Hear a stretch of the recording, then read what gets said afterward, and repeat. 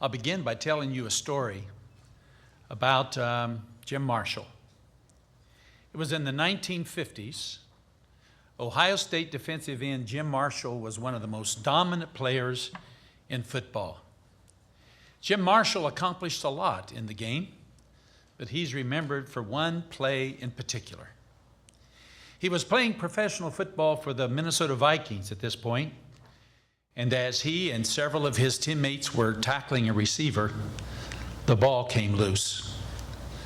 The football was lying there on the field, so Jim Marshall picked it up and started running. He felt himself getting faster. He saw a clear path to the end zone, and he just kept right on running. He peeked behind him, and all he saw were his own teammates. They were waving their arms, and they were shouting.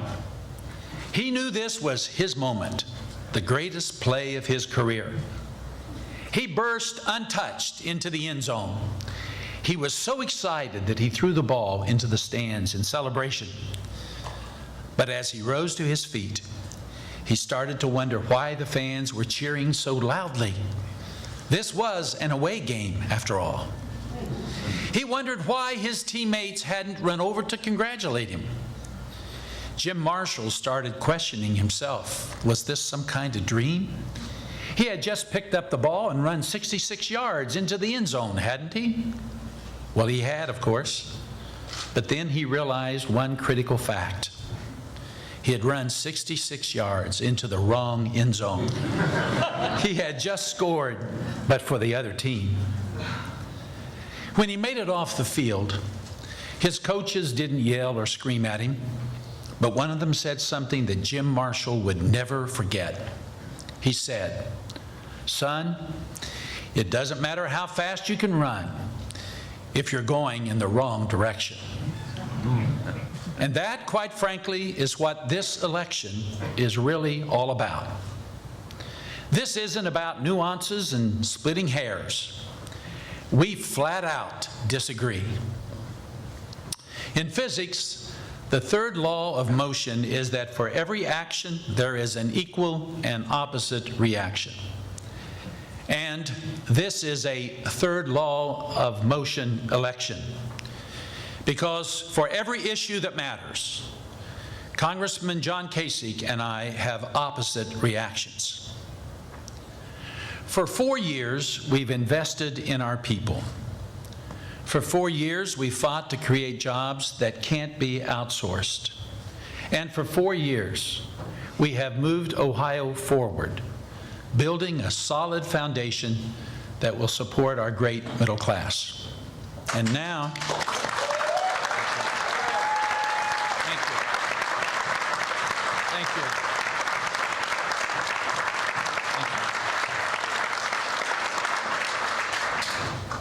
And now, Congressman Kasich says he wants to throw all that away. If he wins, he says, Ohioans are, and I quote, going to have to wear a seatbelt because the changes are going to be enormous.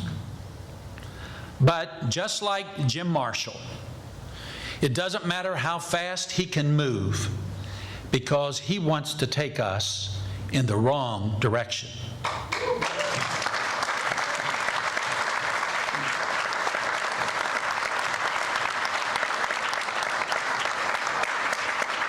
Four years ago, I saw that Ohio's research strengths, our manufacturing base, our location, and infrastructure could make Ohio a leading producer of advanced energy.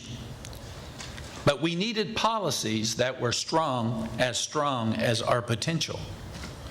And so we made energy a core component of a bipartisan jobs bill that was one of the first in the nation to take on this international economic downturn.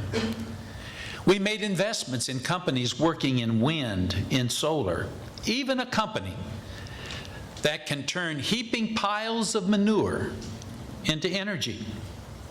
You know, sometimes I wonder if they may be willing to bring their equipment over to the State House.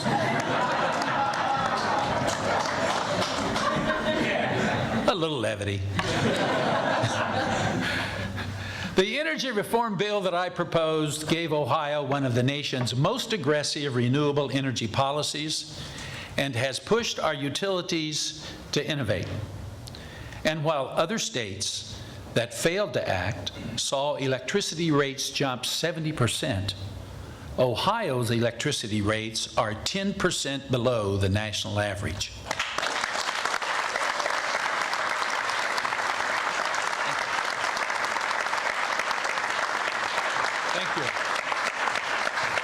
Thank you. And just last month, I signed a bill that I had proposed earlier in the year that eliminates a tax on the generation of advanced energy to help spur new wind, solar, and other projects.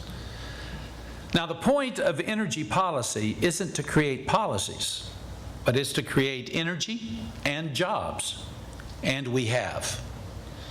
In renewable and advanced energy manufacturing projects, Ohio now ranks first among the 50 states.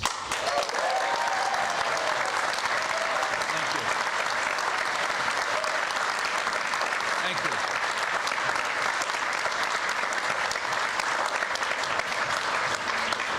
The Council of State Governments found that more green jobs were created in Ohio last year than in any other state. Energy was just one commitment we made to building jobs in Ohio that can't be outsourced. We invested in public works, in logistics and distribution, and we saw voters overwhelmingly support a bipartisan effort to renew the Ohio Third Frontier. In Indiana, they cut $300 million out of their school budget. In Hawaii, they cut Fridays out of their school calendar. And in Utah, they debated cutting the senior year out of high school. But in Ohio, we invested in our children, raising school funding by 5.5% in the last budget.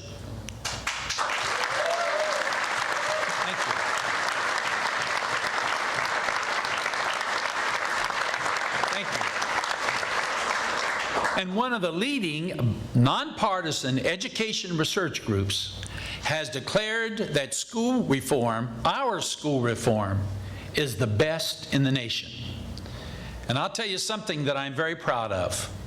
This year, we had 65,591 more college students than we had when I took office.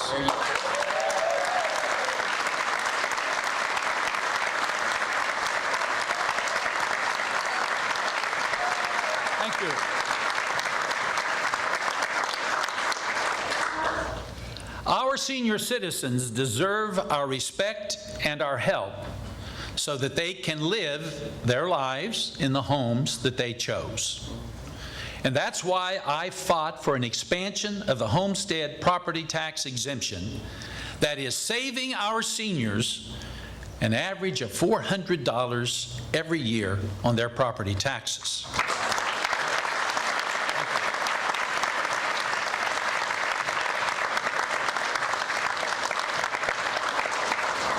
I want Ohio to be the best place in the nation for veterans to call home. And that's why I called for the creation of a new Veterans Cabinet Department that can better serve those who served our nation. And now, Ohio veterans and veterans programs are receiving $1.8 billion more in federal benefits last year than they did in 2006. Thank you.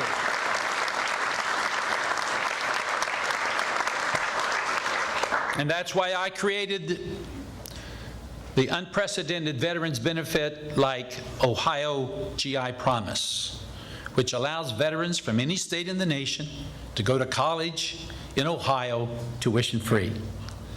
These men and women put their lives on the line for us.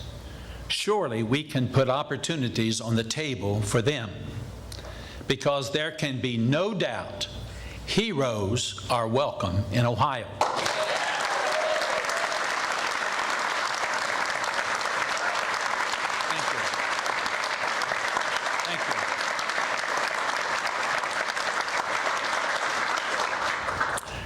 You know, before I was born, my parents lost the family house in a flood. And then they lost a house to the bank. And then when I was 5 years old, we lost the house on Duck Run to a fire. The night of that fire, my mother stood beside us. Gone was her third house. Gone were all our possessions, and there wasn't a penny's worth of insurance to bring any of it back. But my mother wasn't the person who would curse and feel cursed that her house had burned down. It was a blessing that her 9 children lived to tell about it. And so when my father came home that night from working the second shift at the steel mill, we just simply started all over again. Growing up on Duck Run, there were 11 mouths to feed and 11 voices at the table, and every one had an opinion about everything. We disagreed a fair amount of the time about most anything you can imagine, but we never questioned the generous spirit of my mother. There were times when, if we weren't at the bottom of the barrel, we could surely see it. But my mother was never down on us, and she never looked down on the folks who had hard times and knew hard times even better than we did. You know, my mother, she never wanted anyone who visited our house to leave empty-handed. Even if it was just a piece of fruit, she put something in every hand. She would scrape together some loose change to buy a newspaper from the local delivery man because she was afraid there were times, and times were so tough that he could lose his route, and she knew his family needed the money. That's who she was, and that's what she taught her children. I've tried to live up to her example in my work and in my life. The scripture says, "And what does the Lord require of you? But to do justice, to love kindness, and to walk humbly with your God." I have those words in a frame sitting in my office. I've carried them with me for years, and they guide me every day as governor.